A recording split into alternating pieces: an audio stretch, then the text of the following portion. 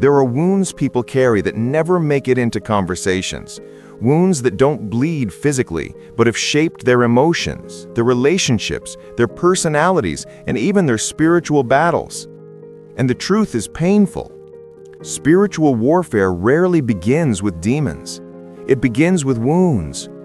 That's why some of the most tormented people in quiet churches today are not the ones who committed the worst sins, but the ones who carry the deepest unresolved pain.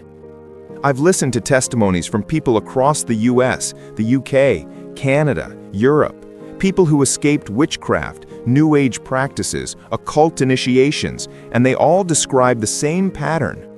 Darkness didn't enter their lives because they were evil. Darkness entered because something inside them was already broken.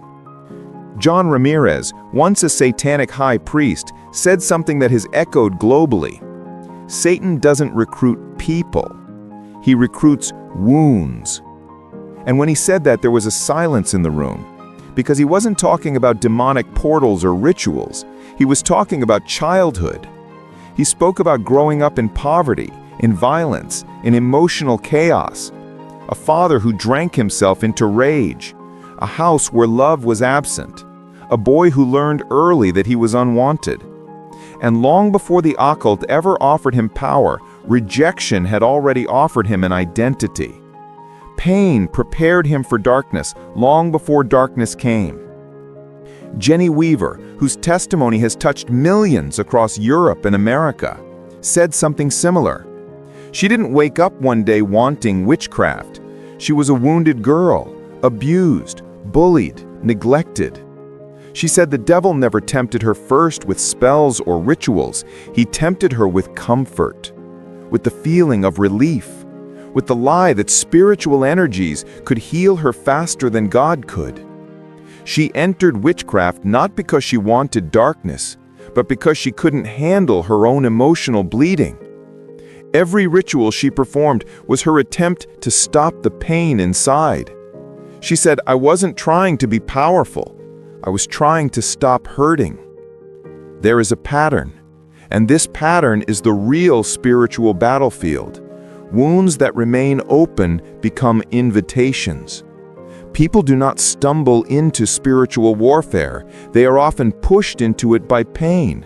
Even in the church, even in Christian homes, even in quiet Western cities where emotional pain is buried under busyness, social expectations, and private silence. Across the UK and Canada, therapists, pastors, and spiritual leaders have all observed the same thing. The greatest torment today is internal, not external. People live with emotional fractures that were never acknowledged. They learned how to function with them. They learned how to smile through them. They learned how to hide behind achievements, careers, religious routine. But the wound remains, and the enemy uses it as a spiritual foothold. And this is why many Christians pray against attacks, but never experience lasting deliverance. Because deliverance is not just about casting out demons. Deliverance is also about closing doors. If the wound is not healed, the attack will return. Pain becomes a spiritual echo chamber, and demons are drawn to it the way infections are drawn to open flesh. This is deeper than a sermon. This is deeper than motivation. This is the layer of human experience where psychology meets spirituality. I remember listening to the testimony of a woman from Manchester, someone who had been deeply involved in New Age meditation circles, energy healing, aura readings. But when she finally encountered Christ, she said something profound. Her involvement in the occult wasn't driven by curiosity. It was driven by abandonment. Her father left home when she was a child. Her mother struggled with depression. Loneliness became her first language. And when the New Age movement promised presence, spirit guides, universal companionship, energetic connection, it filled the emotional void she had lived with for decades. She said, "I didn't want spirituality. I wanted someone to stay." Abandonment is a door. It creates a hollow space inside a person, and the devil is always ready to fill emptiness. Many people in Europe and North America are spiritually vulnerable, not because they are weak, but because they are emotionally unguarded. They have learned how to survive abandonment, but they never learned how to heal from it. And then there is betrayal. Betrayal is a wound that carries spiritual poison. A woman from Canada who had been in deep occultism for years explained how it all began. She was betrayed by someone inside the church, someone she trusted deeply. The betrayal broke her heart and her faith at the same time. She didn't walk away from God. She walked away from the pain the church represented. And the enemy whispered to her, "Try something else. Try something safer. Try something that doesn't hurt." That moment of betrayal became the beginning of a long path into spiritual deception. And when she finally returned to Christ, she realized something that many people never grasp. Betrayal doesn't just wound, it distorts. It rewrites trust. It reshapes how you see relationships. And if the betrayal is severe, it can even reshape how you see God. Shame is another wound that causes deep spiritual vulnerability. Shame is heavier than guilt because guilt says, "I did wrong." But shame says, "I am wrong."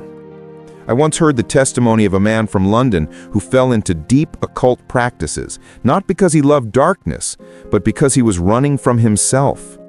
His life had been marked by addiction, broken choices, and personal failures. And rather than face the truth of his pain, he hid inside spiritual experiences that made him feel temporarily clean, temporarily elevated, temporarily powerful. But shame formed the root. Shame convinced him that he was unworthy of God's love. Shame kept him hiding. Shame kept him in darkness. Loss is perhaps the deepest wound of all. People who experience profound loss often enter spiritual confusion. A woman from France, after losing her son, turned to mediumship. She didn't do it to rebel against God. She did it to feel close to her child. She did it to escape the unbearable weight of grief. She said she felt like God was silent, and the enemy used that silence to whisper lies. Loss can break a person's spiritual foundation so deeply that they begin searching for answers anywhere, even in dangerous places. These wounds, rejection, abandonment, betrayal, shame, or loss, are silent wars. They are battles that do not manifest with screaming or shaking or demonic theatrics. These wounds shape thoughts, decisions, personalities, and spiritual vulnerabilities. They create patterns that repeat year after year. They build emotional prisons, and the enemy thrives in unhealed places. But healing begins not with pretending, and not even with praying loudly. Healing begins with acknowledging the wound. God does not heal what we hide. He heals what we hand over. And today, right now, in this very moment, I believe the Holy Spirit is touching places inside you perhaps you've never spoken aloud. He is touching memories, old pains, disappointments, losses, betrayals, words spoken over you, moments that shaped you. There is a kind of healing that is not emotional hype. It is not dramatic. It is not loud. It is quiet, deep, spiritual, and internal. It is the kind of healing that happens when the Holy Spirit enters the room of your soul that you've kept locked for years. And I want you to allow Him into that room today. Not into your performance, not into your strength, not into your mask, but into your wound. God is not intimidated by your pain. He is not confused by your trauma. He is not overwhelmed by your history. He is the only one who knows how to heal the invisible. Right now, in this very moment, whatever wound your life has carried, rejection, abandonment, betrayal, shame, or loss, the Holy Spirit is beginning a work of restoration. He is stitching together the places that tore you open. He is closing the spiritual openings the enemy exploited. He is restoring the parts of you that life damaged.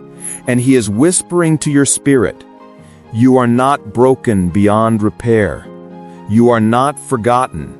You are not lost. You are mine. And this healing that begins today will not fade. It will not evaporate. It will not reverse. Because when God heals a wound, He turns it into a testimony. When He restores a heart, He strengthens it. When He closes a door, He fortifies it. And when He touches a life, He transforms the future. This is your moment of restoration. The healing has already begun.